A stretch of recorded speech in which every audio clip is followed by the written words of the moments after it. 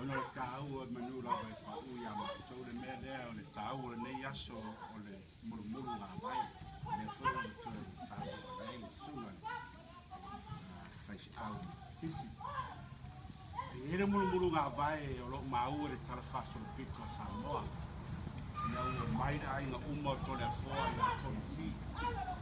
Ia whapea leo whono ti a ingo tole a whoa ma tole a whoa. E rawa i no le whalongo i lo leo tole a whoa. E rawa i no le mai atu lo tino. Pei tai.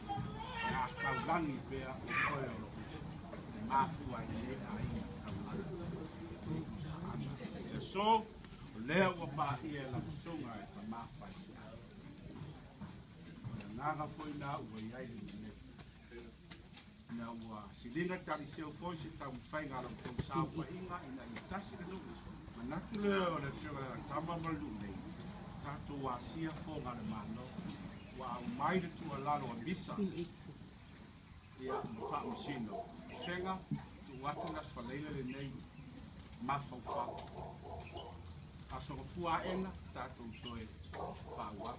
Ia ua mai le au mai le tua foi le kontanga le nou o le ai fina ngalo le nou toi au mai tua le au a mea e whaate i upai le nou lafo ia le tua pe le mare sunga o le mea na whaate ia le nou o le wha i kunga le wha masinonga o au mai o lo saua i whapea fo ia whenga i le osi ngā nu e tasi e pei o le masa ia o le katonga le nai au ana lilo le tua o au mai pe o fate i ai le no fai uma na ia o langa na le ta o to ai ma lo lava o sai fa tai de talo fa kai mo launga le fo maunga le fa le talo wai ia o ma he ar ta to fa kai o le tala ina i ngalo le ta to market ia le lava o to mau le ta to market le pole ali ma fai pole fa o wai le ta to market ia ma lo lava le o sai a foi se mau mai foi ua whaale tonu le